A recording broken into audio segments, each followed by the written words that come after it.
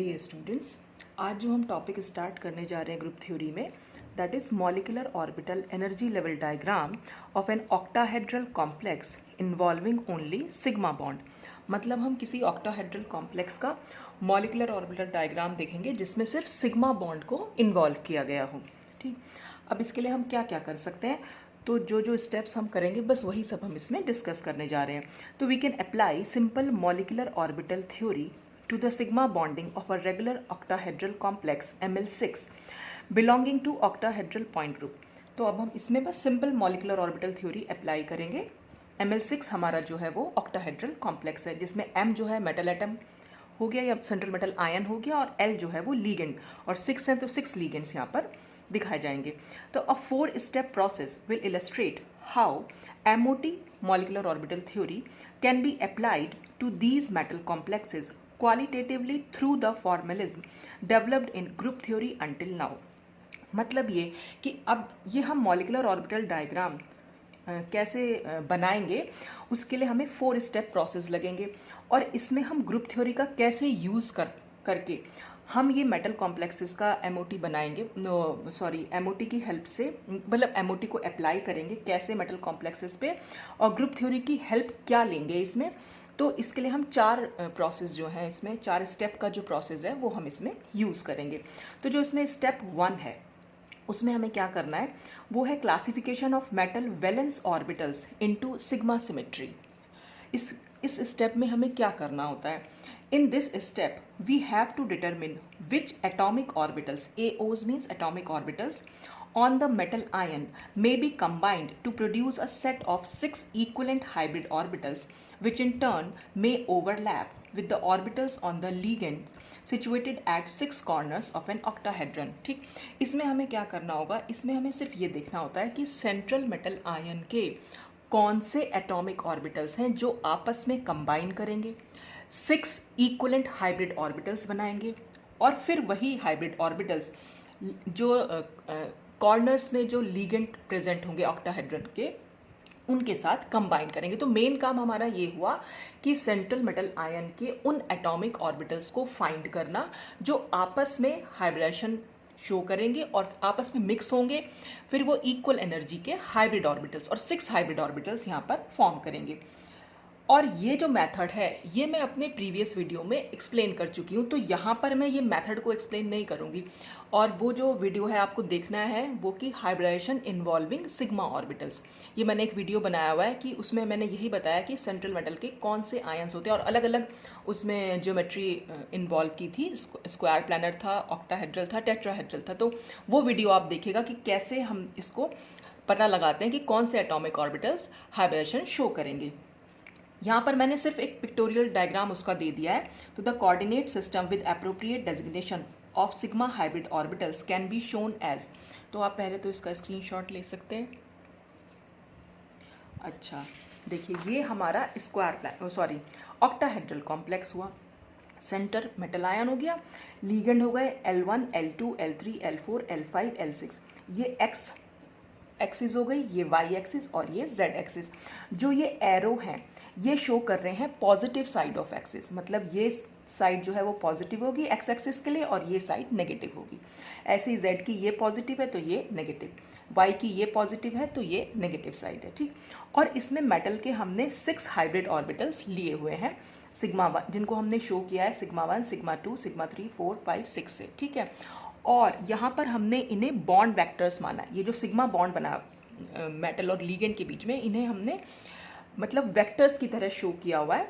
तो in hybrid orbitals को या इन वेक्टर्स को हम बेसिस मानेंगे और इन बेसिस के लिए फिर हम रिड्यूसिबल रिप्रेजेंटेशन फॉर्म करेंगे। तो ये रिड्यूसिबल रिप्रेजेंटेशन कैसे फॉर्म करते हैं यही सब मैंने उस वीडियो में एक्सप्लेन किया है।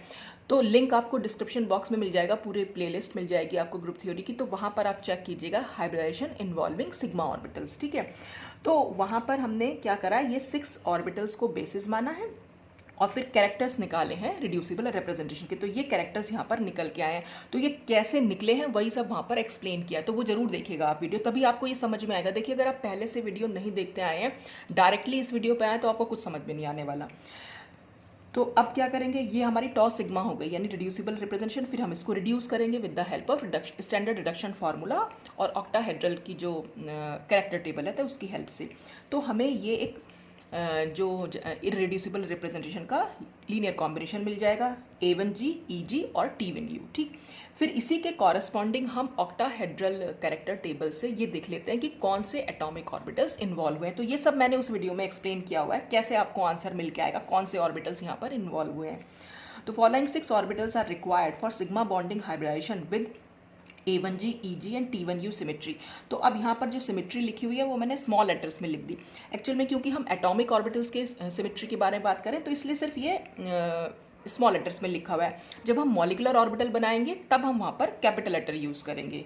ठीक है, तो A1G सिमेट्री के कॉरस्पॉन्डिंग हमें S ऑर्बिटल मिला था, T1U सिमेट्री के कॉरस्पॉन्डिंग हमें PX, PY, PZ मिला और EG के कॉरस्पॉन्डिंग हमें ये 2 ऑर्बिटल मिले। तो हमें यहाँ पर ये मालूम पड़ गया कि जो ऑक्टाहेड्रल कॉम्प्लेक्स में जो सेंट्रल मेटल आयन है उसका जो हाइब्रिडेशन होगा वो D2sp3 आएगा। ठीक है, तो यहाँ से ये सब वो सब कुछ उस वीडियो में एक्सप्लेन किया हुआ है, तो आप वो वीडियो ज़रूर देखिएगा। तो यहाँ पर तो मैंने सिर्फ, क्योंकि हमें पूरा मेथड बताना है कि क्या है, तो इसलिए मैंने सिर्फ ये पूरा का पूरा सिर्फ रिजल्ट लिखा हुआ है यहाँ पर। ठीक है, अच्छा, इसके बाद हम नेक्स्ट स्टेप क्या करेंगे। अब हमें मेटल आयन के तो हाइब्रिड ऑर्बिटल मालूम पड़ गए, कौन कौन से ऑर्बिटल्स होंगे, वो S, ये सब, ये और ये सब आपस में कंबाइन करेंगे और 6 इक्विवेलेंट एनर्जी के हाइब्रिड ऑर्बिटल्स को फॉर्म करेंगे। अब क्या होगा, नेक्स्ट स्टेप है formation of ligand group orbitals. Ligand group orbitals को हम शॉर्ट में बोलते हैं LGOs। ठीक, अब हमें क्या करना है, the combination of ligand orbitals which have the same symmetry as the metal sigma hybrid orbitals can be worked out by SALCs of atomic orbitals by projection operator method. अब देखिए, अब इसमें क्या करना है, हमें सेंट्रल मेटल आयन की, तो सेंट्रल मेटल आयन के कॉरस्पॉन्ड मतलब जो भी इसमें ऑर्बिटल्स इन्वॉल्व हुए हैं उनकी सिमेट्री तो मालूम पड़ गई, बस उसी सिमेट्री के कॉरस्पॉन्डिंग हमें लीगेंड के वो कॉम्बिनेशंस देखने हैं जिनकी कि यही सिमेट्री हो, क्योंकि सेम सिमेट्री वाले जो कॉम्बिनेशन है वही इसके साथ कंबाइन करेंगे। ये मैं अभी आप आगे देखिएगा कैसे एक्सप्लेन करूँगी मैं कि कैसे कंबाइन करते हैं। मतलब जो ये ऑर्बिटल हमने यूज़ किया, सपोज हमने S ऑर्बिटल दिखाना है, तो जब हम ये S ऑर्बिटल लेंगे, क्योंकि S ऑर्बिटल के कॉरस्पॉन्डिंग A1G सिमेट्री है, तो हमें वही LGOs लेने पड़ेंगे, यानी कि वही लीगेंड ग्रुप ऑर्बिटल्स लेने पड़ेंगे जिनकी सिमेट्री A1G होगी, क्योंकि A1G से ही A1G दोनों की सिमेट्री जब सेम होती है, जो इसके ऑर्बिटल्स होंगे लीगेंड्स के और जो मेटल के ऑर्बिटल्स, जब दोनों की सेम सिमेट्री होगी तभी वो कंबाइन करेंगे और तभी मॉलिक्यूलर ऑर्बिटल वहाँ पर फॉर्म होगा। तो नेक्स्ट हमारा काम होता है कि वो लीगेंड ऑर्बिटल्स का कॉम्बिनेशन फाइंड करना जिसकी कि सेम सिमेट्री हो, जो कि मेटल सिग्मा हाइब्रिड ऑर्बिटल्स की है। और ये हम कैसे फाइंड आउट करते हैं, ये हम फाइंड आउट करते हैं प्रोजेक्शन ऑपरेटर मेथड की हेल्प से। हम SALCs फॉर्म करते हैं। SALCs मतलब symmetry adapted linear combinations of atomic orbitals, और ये प्रोजेक्शन ऑपरेटर मेथड भी मैं पहले अपने वीडियोस में एक्सप्लेन कर चुकी हूँ। तो जो मैंने वीडियो बनाया है इनकम्प्लीट प्रोजेक्शन ऑपरेटर से, वहाँ पर मैंने 1 डायमेंशनल, 2 डायमेंशनल और फिर 3 डायमेंशनल तीनों के लिए ये प्रोजेक्शन ऑपरेटर मेथड यूज़ किया है और SALCs वहाँ पर बनाए हुए हैं। तो पहले आप वहाँ से चेक कर लीजिएगा कैसे बनते हैं, फिर यहाँ पर आप समझ पाएंगे। और अगर नहीं भी समझ में आ रहा है तो फिर हम एक ऑल्टरनेट मेथड भी मैंने यहाँ पर डिस्कस किया हुआ है, वो मैं आपको यहीं पर समझा दूँगी। तो चाहे तो आप वहाँ से चेक कर सकते हैं, चाहे आप यहाँ से देख सकते हैं। अब ये तो हमने SALCs बना लिए। अब such combinations on normalization give LGOs, यानी जब ये SALCs हमें मिल जाएंगे तो इनको आफ्टर नॉर्मलाइजेशन इन्हीं को हम बोल देते हैं लीगेंड ग्रुप ऑर्बिटल्स। ठीक है, तो हमें ऐसे कॉम्बिनेशंस ढूंढने हैं जिनकी की सेम सिमेट्री हो, जो कि मेटल आयन के ऑर्बिटल की हमें दिखाई दी। These LGOs can be constructed alternately as illustrated below by assuming the ligand sigma orbital is always oriented to the central metal ion with its positive lobe। अब alternate method क्या है, अगर आप SALCs नहीं देखना चाह रहे हैं या नहीं समझ में आया तो उसका एक ऑल्टरनेट मेथड भी है। तो इसमें हम 1 by 1 हम क्या करेंगे, हर सिमेट्री के कॉरस्पॉन्डिंग यहाँ मेटल का ऑर्बिटल उठाएंगे और फिर देखेंगे कि उन ऑर्बिटल से क्या हमारा जो है LGOs निकल के आते हैं, क्या हमारे वो कॉम्बिनेशंस लीगेंड ऑर्बिटल्स के निकल के आते हैं। तो सबसे पहले हमने मेटल का S ऑर्बिटल बना दिया। S आपको पता ही है स्फेरिकल शेप होता है। ठीक है, और यहाँ पर हमने एज्यूम किया है कि जो लीगेंड के ऑर्बिटल्स हैं उनका पॉजिटिव लोब जो है वो मेटल की साइड ओरिएंटेड है। तो ये इसलिए पॉजिटिव लो हमने यहाँ पर बना रखा है। ठीक, ये अपने लिगेंड हो गई, एक्स वाई जेड एक्सिस बना दी। अच्छा, अब देखिए पॉजिटिव फेज एस ऑर्बिटल की हमने ओवरऑल सब जगह पॉजिटिव फेज होता है उसमें है, और इनकी पॉजिटिव फेज इसकी साइड ही है। तो पॉजिटिव जब भी कंबाइन करेंगे तो हमेशा जो लीगेंड ऑर्बिटल है उसका हम पॉजिटिव साइन लिखेंगे। मतलब जैसे ये सिग्मा 1 लिखा, तो जब हम इनका कॉम्बिनेशन लिखेंगे तो sigma 1 plus sigma 2 plus sigma 3 plus sigma 4 plus sigma 5 plus sigma, मतलब सब सारे सिग्मा ऑर्बिटल्स के लिए हम प्लस साइन यूज़ करेंगे। जब भी कभी पॉजिटिव मतलब मेटल का पॉजिटिव फेज और जो लीगेंड के ऑर्बिटल्स की पॉजिटिव फेज जब दोनों कंबाइन करेंगे, तो जब भी पॉजिटिव फेज कंबाइन करेंगी तो लीगेंड ऑर्बिटल के आगे हम पॉजिटिव साइन लगाएंगे। तो यहाँ से जो हमारा लीनियर कॉम्बिनेशन निकल के आया लीगेंड ऑर्बिटल्स का, वो क्या निकल के आया, sigma 1 plus sigma 2 plus sigma 3 plus sigma 4 plus sigma 5 plus sigma 6। ठीक है, तो यहाँ पर ये लिखा हुआ अभी कि metal ion S orbital shown to interact with all the ligand sigma hybrid orbitals leading to LGOs of A1G symmetry. अब देखिए हमें यहाँ पर ये नहीं मालूम था कि क्या इसकी क्या लीगेंड के ऑर्बिटल्स की क्या सिमेट्री है, पर कि जो कंबाइन कर रहे हैं इसके साथ, क्योंकि तभी कंबाइन कर पाएंगे जब इनकी भी वही सिमेट्री होगी, तो हमने मान लिया कि ये A1G सिमेट्री है इस मेथड से।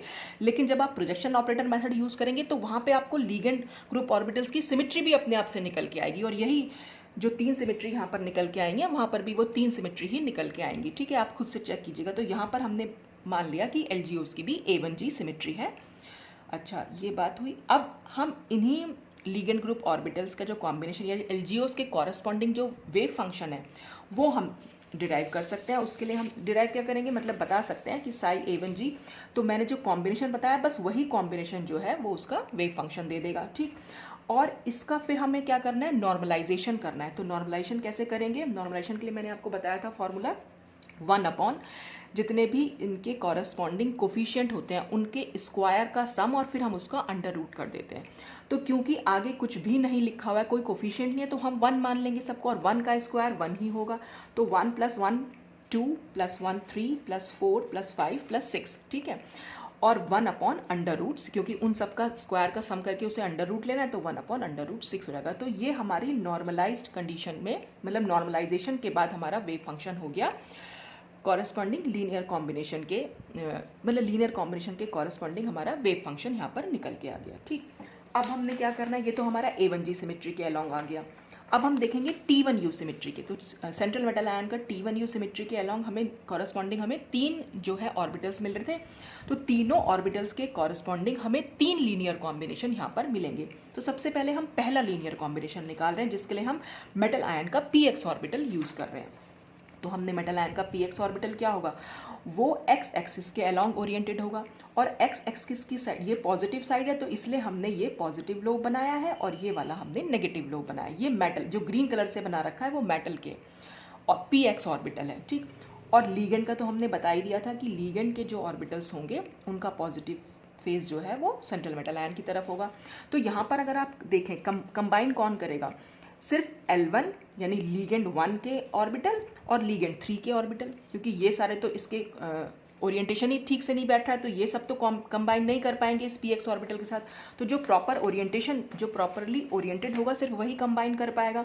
तो यानी यहाँ पर जो कंबाइन करेंगे वो सिग्मा 1 L1 के कॉरस्पॉन्डिंग इसका हाइब्रिड ऑर्बिटल सिग्मा 1 होगा, और L3 के कॉरस्पॉन्डिंग इसका ऑर्बिटल सिग्मा 3 होगा। अब हम दोनों के साइन देखेंगे, क्योंकि यहाँ पर पॉजिटिव फेज कंबाइन कर रही है तो प्लस सिग्मा 1 हो जाएगा, और यहाँ पॉजिटिव और नेगेटिव है इसलिए माइनस सिग्मा 3। तो जो हमारा वेव फंक्शन निकलेगा T1U के कॉरस्पॉन्डिंग वो कितना निकलेगा, सिग्मा 1 माइनस सिग्मा 3। सिग्मा 1 के कॉरस्पॉन्डिंग हमें प्लस लिखना है और सिग्मा 3 से आगे हमें माइनस लिखना है, और फिर हम इसका नॉर्मलाइजेशन करेंगे। नॉर्मलाइजेशन के लिए भाई इसके आगे भी 1 है और इसके आगे भी 1, मतलब कुछ नहीं लिखा है तो 1 है। 1 का स्क्वायर प्लस 1 का स्क्वायर तो √2 हो जाएगा, तो 1/√2 हो गया। ठीक है, ठीक ऐसे ही हम PY और PZ मेटल आयन जो है वो इंटरेक्ट कैसे करेंगे। अगर हम PY बनाने लग जाएं तो देखिए PY कैसे बनेगा, वो यहाँ बनेगा, और ये क्योंकि Y एक्सिस इधर की साइड पॉजिटिव है तो पॉजिटिव फेज मेटल आयन की इधर बनेगी, मेटल आयन के ऑर्बिटल की, और इधर बनेगी नेगेटिव फेज। ठीक है, यहाँ पर लीगेंड सिग्मा 2 जो हम यूज़ करेंगे उसको हम ऐसे बना देंगे, तो वो दोनों आपस में कंबाइन करेंगे तो पॉजिटिव फेज सिग्मा 2 के लिए, मतलब पॉजिटिव साइन जो है सिग्मा 2 के लिए यूज़ करेंगे। और यहाँ पर क्या होगा, क्योंकि मेटल आयन की आ जाएगी ऑर्बिटल की नेगेटिव फेज और इसकी आ जाएगी पॉजिटिव फेज, तो यहाँ पर हम जो सिग्मा 4 लिखेंगे वो माइनस सिग्मा 4 लिखेंगे। तो इसलिए जो उसके कॉरस्पॉन्डिंग ये जो ऊपर पार में ABC लगा रखा है, इसका मतलब ये हुआ कि ये पहला कॉम्बिनेशन निकला, ये दूसरा और ये तीसरा। तो दूसरा कॉम्बिनेशन यानी कि PY के कॉरस्पॉन्डिंग हमें क्या कॉम्बिनेशन मिलेगा, सिग्मा 2 माइनस सिग्मा 4। ऐसे ही जो हमारा PZ ऑर्बिटल होगा मेटल आयन का, वो कैसे ओरिएंटेड होगा, वो इस एक्सिस पर होगा, ठीक है। और फिर लीगेंड 6 का ऑर्बिटल इस तरह से कंबाइन करेगा और लीगेंड 5 का इससे कंबाइन करेगा, तो यहाँ पर सिग्मा 5 माइनस सिग्मा 6 हो जाएगा, क्योंकि एक ऑर्बिटल तो पॉजिटिव फेज में कंबाइन पॉजिटिव पॉजिटिव कंबाइन कर, बिल्कुल ऐसे ही, और दूसरा नेगेटिव जाएगा। तो इस तरह से हम इसको दिखा सकते हैं। तो हमारे पास 3 लीनियर कॉम्बिनेशन यहाँ पर निकल के आए T1U सिमेट्री के कॉरस्पॉन्डिंग। तो ठीक है, उन्हीं के वेव फंक्शन हमने यहाँ पर लिख दिए। अच्छा, अब इसके बाद हमें क्या करना है, फिर हम देखेंगे मेटल आयन का जो हमने EG सिमेट्री देखी थी। EG सिमेट्री के कॉरस्पॉन्डिंग हमें 2 ऑर्बिटल्स मिले थे, DZ² और DX² माइनस Y²। तो मेटल का हम सबसे पहले ले रहे हैं DX² माइनस Y² ऑर्बिटल।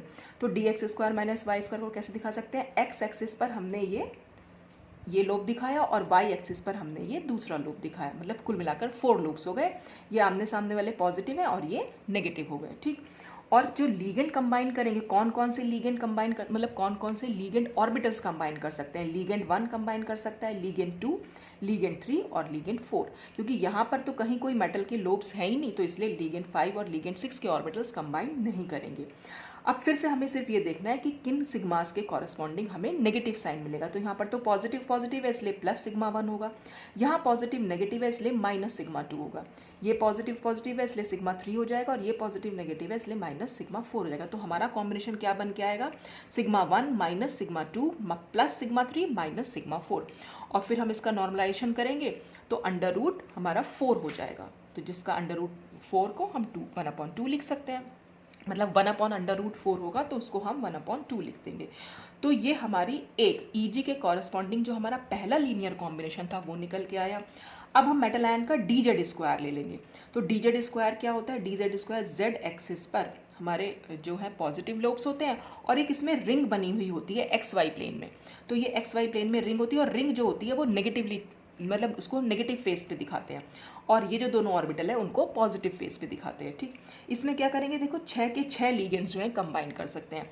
ये जो पॉजिटिव लीगेंड 1 है ये इसकी जो नेगेटिव फेस वाली जो हमारी ये है जो XY प्लेन में जो रिंग है उसके साथ कंबाइन करेगी, ये वाला ऑर्बिटल भी नेगेटिव फेस वाले के साथ कंबाइन करेगा, ये भी जो प्लेन में जो ऑर्बिटल है वो प्लेन में ही जो XY प्लेन में जो इसकी रिंग है नेगेटिव वाली उसके साथ ये कंबाइन कर सकते हैं। तो जितने भी प्लानर ऑर्बिटल्स यानी X और Y वाले जो हैं, जो XY प्लेन में जो ऑर्बिटल्स हैं वो सब नेगेटिव साइन के साथ लिखे जाएंगे। और क्योंकि Z एक्सिस पर पॉजिटिव फेज है, तो हम क्या करेंगे, ये पॉजिटिव सिग्मा 5 और सिग्मा 6 के लिए हम पॉजिटिव साइन लिखेंगे और बाकी सब के लिए हम नेगेटिव साइन लिखेंगे। तो हमने यहाँ लिखा minus sigma 1 minus sigma 2 minus sigma 3 minus sigma 4 plus sigma 5 sigma 6। अब सिग्मा 5 और सिग्मा 6 से पहले 2 लिखा हुआ है। एक्चुअल में Z² जो होता है हमारा, Z² को हम कैसे लिख सकते हैं, Z² हमारा होता है 2Z² minus X² minus Y²। तो यहाँ पर हमने सिर्फ इतना किया है, जो Z² के कॉरस्पॉन्डिंग हमारे सिग्मा आए थे बस उनके आगे हमने 2 लिख दिया है, क्योंकि यहाँ पर भी 2 लिखा हुआ था, बस इतना सा आपको ध्यान रखना है। तो ये सिग्मा 5 और सिग्मा 6 से पहले 2 लिखना है, फिर हम इसको नॉर्मलाइज करेंगे। तो नॉर्मलाइजेशन अब कैसे करेंगे, तो 1² प्लस 1² प्लस 1² प्लस 1², तो इनका तो कॉम्बिनेशन हमारे पास आ जाएगा, मतलब जो प्लस करके आएगा वो 4 आएगा। फिर 2 का स्क्वायर प्लस 2 का स्क्वायर, तो फिर जब हम इसको सॉल्व करेंगे तो 12 आ जाएगा, 2 2 जा 4 और 2 2 जा 4, तो 4 प्लस 4 8 और ये प्लस 4 12, तो 1/√12। तो ये EG के कॉरस्पॉन्डिंग जो है इसका वेव फंक्शन निकल गया। तो ये जो हम लीनियर कॉम्बिनेशन यहाँ पर यानी लीगेंड ग्रुप ऑर्बिटल्स यहाँ पर बता सकते हैं, उस ऑर्बिटल्स उसके कॉरस्पॉन्डिंग जो हमारी EG सिमेट्री के जो मेटल ऑर्बिटल्स निकले थे, ठीक। तो इस तरह से हमने सारे ऑर्बिटल्स जितनी भी सिमेट्री हमने निकाली थी सेंट्रल मेटल आयन के और उसके कॉरस्पॉन्डिंग जितने भी ऑर्बिटल्स थे, तो उनसे कौन कौन से LGOs कंबाइन कर रहे हैं वो हमने यहाँ पर देख लिया, कौन कौन से कॉम्बिनेशंस हमारे पास निकल के आए, ठीक। तो अब हमारे पास इनके कॉम्बिनेशन भी पता चल गए और मेटल के भी ऑर्बिटल्स। अब दोनों के ऑर्बिटल्स जो हैं वो कंबाइन करेंगे, जब दोनों के ऑर्बिटल्स कंबाइन करेंगे तो मॉलिक्यूलर ऑर्बिटल बनेगा। अब यहाँ पर नेक्स्ट स्टेप यही है, इसमें स्टेप थर्ड है फॉर्मेशन ऑफ मॉलिक्यूलर ऑर्बिटल्स।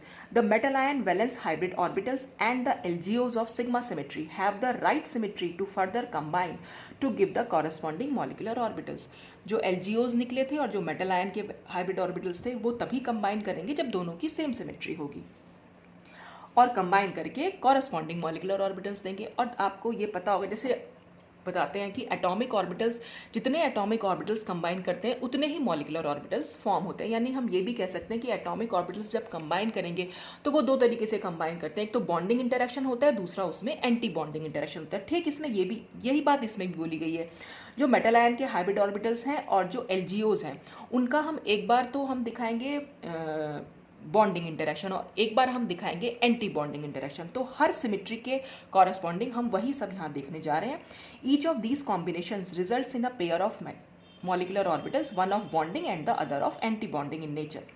और mathematically this can be expressed. Mathematically हम इसको कैसे दिखा सकते हैं, तो A1G सिमेट्री के अलॉन्ग अब जो हमारा मॉलिक्यूलर ऑर्बिटल के कॉरस्पॉन्डिंग वेव फंक्शन आएगा वो हम ये दिखा सकते हैं। यहाँ पर हमने कैपिटल A लिख दिया, क्यों? क्योंकि अब हम मॉलिक्यूलर ऑर्बिटल की बात कर रहे हैं। तो ये तो बना हमारा बॉन्डिंग, और जब हमने साई स्टार लगा दिया तो इसका मतलब ये बना एंटी बॉन्डिंग। तो कैसे बना, हमने सबसे पहले A1G के अलॉन्ग हमारे पास जो मेटल ऑर्बिटल निकल के आया था वो क्या था, S ऑर्बिटल था A1G सिमेट्री के अलॉन्ग। तो हमने लिखा A1GS, और A1G सिमेट्री के अलॉन्ग हमें अपनी जो वो मिली थी लीनियर कॉम्बिनेशन जो मिला था, यानी एलजीओज जो मिले थे हमें, वो हमें क्या मिले थे, एलजीओज हमें ये मिले थे। ठीक है, तो वो सिग्मा ये और ये दोनों प्लस करेंगे आपस में, यानी कि बॉन्डिंग इंटरेक्शन दिखाएंगे तो हमारा बॉन्डिंग मॉलिक्यूलर ऑर्बिटल बनेगा। और जब इन दोनों का नेगेटिव इंटरेक्शन दिखाएंगे यानी कि एंटी बॉन्डिंग इंटरेक्शन दिखाएंगे तो हमारा एंटी बॉन्डिंग ऑर्बिटल का वेव फंक्शन निकल के आएगा। तो एक बार पॉजिटिव साइन लगाना है, एक बार नेगेटिव साइन, बाकी ये सब कुछ तो सेम ही रहना है। और फिर हम इनको नॉर्मलाइज कर देंगे। तो यहाँ पर मैंने N1 यूज़ कर दिया, यानी कि नॉर्मलाइजेशन कॉन्स्टेंट हमें यहाँ पर लगाना पड़ेगा। तो उतना हमें कितना सब कुछ करने की ज़रूरत नहीं, हमने सिर्फ एक्सप्रेस कर दिया इसको मैथमेटिकली। फिर हम T1U सिमेट्री के अलॉन्ग देखेंगे। T1U सिमेट्री में हमारे जो मेटल ऑर्बिटल्स थे वो PX, PY, PZ थे, और जो उनके कॉरस्पॉन्डिंग हमारे जो LGOs निकल के आ रहे थे वो ये सब निकल के आ रहे थे, ये PX का, ये PY और PZ का। तो हमने वही दिखाना है इसमें। यहाँ मैंने दोनों को एक साथ लिख दिया है। ये हमारा जो है साइड T1U जो ये है, ये बॉन्डिंग मॉलिक्यूलर ऑर्बिटल का वेव फंक्शन है, और ये हमारा एंटी बॉन्डिंग का। तो दोनों को एक साथ कैसे लिख सकते हैं, सिर्फ हमें क्या करना है, यहाँ पर हमने मेटल आयन का जो है सिमेट्री वाला PX ऑर्बिटल लिखा और यहाँ पे LGOs का कॉम्बिनेशन लिख दिया और दोनों के बीच में प्लस माइनस साइन एक साथ लगा दिया। तो अलग अलग चाहे तो आप अलग अलग लिख दीजिए, जैसे मैंने यहाँ पर अलग अलग लिखा, चाहे आप इसको एक साथ भी लिखकर दिखा सकते हैं।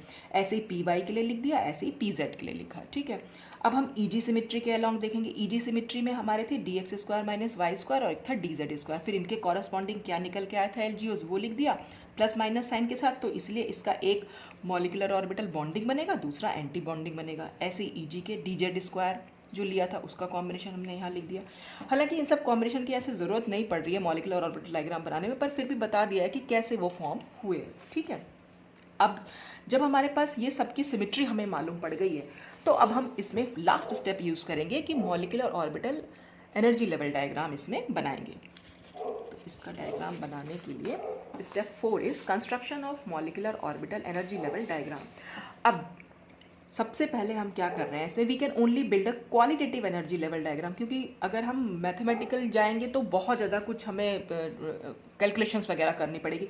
तो हम एक क्वालिटेटिव डायग्राम यहाँ पर बनाने जा रहे हैं, showing the logical ordering of molecular orbitals with the assumptions that. अब हम यहाँ पर देखिए मॉलिक्यूलर ऑर्बिटल डायग्राम, हम दोनों चीज़ों को एक साथ पढ़ रहे हैं। हम यहाँ पर क्या करेंगे, एक साइड हम मेटल ऑर्बिटल्स के मतलब मेटल ऑर्बिटल्स को बनाएंगे और एक साइड हम लिगेंड ऑर्बिटल्स को बनाएंगे, और बीच में हमारे आएंगे मॉलिक्यूलर ऑर्बिटल्स। यहाँ पर हमने ये एज्यूम किया हुआ है कि जो LGOs हैं उनकी एनर्जी इससे कम है। ये एनर्जी इस तरह से बढ़ी, मैं इसमें एनर्जी का वो एरो बनाना भूल गई। आप यहाँ पर इस तरह से इसको ए बना के एक लाइन खींच के एरो ऊपर की साइड और यहाँ पर एनर्जी लिख दीजिएगा। एनर्जी जो है नीचे से ऊपर की साइड इंक्रीज कर रही है। ठीक है, तो हमने यहाँ पर 6 सिग्मा LGOs अपने लिख दिए, क्योंकि 6 लिगेंड्स हुए हैं तो हमारे पास 6 ही LGOs आएंगे। और वो कौन कौन, सिमेट्री सबकी सेम होगी, जो मेटल एटम जैसी थी, तो A1G, EG और T1U यही तो हमारी मेटल आयन की निकली थी, तो यही हमारी LGOs की सिमेट्री हो गई। ठीक है, तो हमने यहाँ एज्यूम किया हुआ है कि LGOs की सिमेट्री जो एनर्जी है वो इनसे कम है। एक्चुअली जो लीगेंड ग्रुप ऑर्बिटल्स होते हैं वो ज़्यादा स्टेबल होते हैं in comparison to metal orbitals, तो इसलिए उनकी एनर्जी कम होगी और यहाँ पर जो एनर्जी है मेटल ऑर्बिटल्स की वो ज़्यादा है। ठीक, तो पहली बात तो इसमें यही लिखी हुई है। अच्छा, अब ये वाली एनर्जी को कैसे लिखा हुआ है? ये वाली एनर्जी हम कैसे लिख सकते हैं? ये तो नॉर्मल जो मेटल आयन की होती है, मेटल आयन के लिए हम क्या लिखते हैं, अगर मान लीजिए 3D सीरीज़ है तो हम 3D फिर 4s और 4p ऐसे ही तो भरते हैं। जो वैलेंस शेल ऑर्बिटल होता है उसको हम इस तरह से फिल करते हैं। तो 3D यहाँ पर नीचे यानी लोअर एनर्जी का होगा, फिर 4s हायर एनर्जी का और फिर 4p और हाई एनर्जी का। तो ऐसे ही यहाँ पर लिखा हुआ है। n-1d का मतलब 3 से मतलब होता है जो भी हमने यहाँ नंबर यूज़ किया हुआ उसमें से -1 कर देना। ये तो आपको पता ही होगा, फिर भी मैं बता दे रही हूँ। तो ये n-1 के लिए मतलब 3 हो गया और ये n जो हो गए वो 4 हो गए, सपोज किया है हमने, अगर ये 3D सीरीज़ है तो। ठीक है, तो n-1d ऑर्बिटल नीचे जाएगा, फिर ns ऊपर जाएगा और np, और इनके कॉरस्पॉन्डिंग जो सिमेट्री है वो हमने अभी निकाली थी सेंट्रल मेटल आयन की, तो वहाँ से हमने इसको देख भी लिया। तो हमारे पास कुल मिलाकर एक्चुअल में देखिए जो सिमेट्री थी A1G, T1U, EG, तो A1G ये है, T1U, EG। अब इसमें T2G और दिख रहा है। एक्चुअल में वैलेंस शेल ऑर्बिटल्स हमारे पास कितने होंगे किसी मेटल के पास, D टोटल कितने होते हैं, 5 ऑर्बिटल्स होते हैं, S एक ऑर्बिटल होता है, P में हमारे 3 ऑर्बिटल होते हैं। कुल मिलाकर हमारे पास 9 वैलेंस ऑर्बिटल्स होते हैं, जिसमें से जो हमारे 6 ऑर्बिटल्स हैं खाली वही हाइब्रेशन यहाँ पर सिग्मा बॉन्डिंग के लिए सिर्फ वही हाइब्रेशन शो कर रहे हैं। बाकी के जो T2G ग्रुप जो है वो यहाँ पर नॉन बॉन्डिंग की तरह रहेगा। जो नॉन बॉन्डिंग कैसे रहेगा, मतलब क्यों रह रहा है वो नॉन बॉन्डिंग, क्योंकि उसके ये सिमेट्री वाला कोई भी LGOs हमारे पास है ही नहीं। तो जब ये सिमेट्री वाला कोई LGOs है ही नहीं तो दो सिमेट्री सेम सिमेट्री होगी तभी कंबाइन कर पाएंगे, इसलिए जो T2G ग्रुप है वो हमारा नॉन बॉन्डिंग की तरह रहता है। तो यही सब इसमें बताया हुआ भी है। In this case the T2G set DXY, DXZ और DYZ जिसके अंडर आते हैं of metal orbitals are shown as non bonding. The lower energy 6 bonding molecular orbitals assumes primarily the character of ligand, and the higher energy anti-bonding molecular orbitals have the character of metal ion. देखिए इसमें क्या बताया गया है, इसमें ये बताया गया जो नीचे वाले ये हैं 3 सिमेट्री वाले ऑर्बिटल्स तो यहाँ पर एक्चुअल में 6 हैं।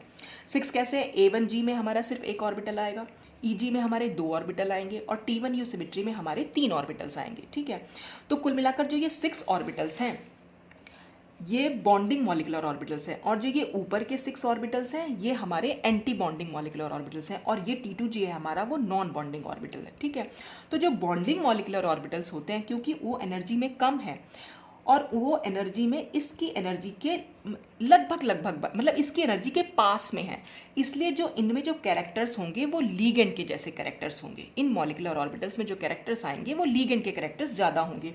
और जो ये higher energy anti bonding molecular orbital है क्योंकि ये एनर्जी में इनके करीब है, इनके पास में है ना मेटल ऑर्बिटल्स के, तो इसलिए इनमें मेटल के कैरेक्टर्स ज़्यादा होंगे। ठीक है, तो यही बात इसमें लिखी हुई भी है। फिर क्या है, the bonding molecular orbitals BMOs means bonding molecular orbitals can be filled with 12 donor electrons from the ligands. अब एक लीगेंड क्या करता है, 2 इलेक्ट्रॉन्स को डोनेट करता है। यहाँ पर हमने 6 लीगेंड्स लिए हुए हैं तो कुल मिलाकर 12 इलेक्ट्रॉन्स डोनेट करेगा, और वो 12 इलेक्ट्रॉन्स इन 6 ऑर्बिटल्स में आ जाएंगे। एक मॉलिकुलर ऑर्बिटल में मैक्सिमम 2 इलेक्ट्रॉन्स रह सकते हैं, यहाँ पर हमें 6 ऑर्बिटल्स देखने को मिल रहे हैं। तो पूरे के पूरे 12 जो इलेक्ट्रॉन्स होंगे वो यहाँ ये जो लीगेंड है वो यहाँ पर डोनेट कर देगा। ठीक, उसके बाद यहाँ से मेटल ऑर्बिटल्स के इलेक्ट्रॉन्स मेटल के जो इलेक्ट्रॉन्स होंगे वो फिल होना शुरू हो जाएंगे। जैसे कि ये बात इसमें लिखी, the remaining electrons from the metal ion can then be filled starting from T2G molecular orbital. तो जो मेटल के ऑर्बिटल्स होंगे वो यहाँ T2G से फिल होना स्टार्ट हो जाएंगे। सपोज जैसे मैं एग्जाम्पल के तौर पे अगर आपको बताऊँ, जैसे हमारे पास CONH3 और ये अगर मैं +3 स्टेट में बनाऊँ तो अब क्या है, यहाँ पर 6 अमोनिया लीगेंड्स हैं। ठीक है, तो 6 एमीन क्या करेंगे, 12 इलेक्ट्रॉन्स डोनेट करेंगे, तो वो 12 इलेक्ट्रॉन्स तो यहाँ पर आ गए, 2 इलेक्ट्रॉन्स यहाँ आएंगे, 4 इलेक्ट्रॉन्स यहाँ जाएंगे और 6 इलेक्ट्रॉन्स यहाँ पर जाएंगे। ठीक है, तो यानी कुल मिलाकर हमारे 12 इलेक्ट्रॉन्स आ गए। अब यहाँ से हमारा जो डोनर यहाँ पर किसके इलेक्ट्रॉन्स जाएंगे, वो कोबाल्ट देगा। कोबाल्ट यहाँ +3 स्टेट में है, तो कोबाल्ट का जो वैलेंस शेल और कॉन्फ़िगरेशन होता है वो होता है 3d7 4s2। अब +3 स्टेट में है तो यानी यहाँ से 2 इलेक्ट्रॉन गायब हुए और यहाँ से 1 इलेक्ट्रॉन, तो ये बचा 3d6। और जो ये 3d यानी कि 6 जो इलेक्ट्रॉन्स हैं वो 6 इलेक्ट्रॉन्स यहाँ T2g ऑर्बिटल में फिल हो जाएंगे। T2g में यहाँ पर भी क्योंकि 3 ही ऑर्बिटल्स हैं, ठीक है, जो वो 3 ऑर्बिटल्स हैं उसमें 6 इलेक्ट्रॉन्स आ सकते हैं। और यहाँ पर एमीन जो है क्योंकि स्ट्रॉन्ग लिगेंड की तरह बिहेव कर रहा है तो इसलिए वो ऊपर तो जाएंगे नहीं, वो यहीं के यहीं पेयर अप हो जाएंगे, ठीक है। तो ये 6 के 6 इलेक्ट्रॉन्स यहाँ पर पेयर अप हो जाएंगे, ठीक। अच्छा, इसके बाद क्या हुआ है, इसमें ये लिखा हुआ है Though A1G, EG and T1U molecular orbitals have largely ligand character, they have acquired some metal ion character.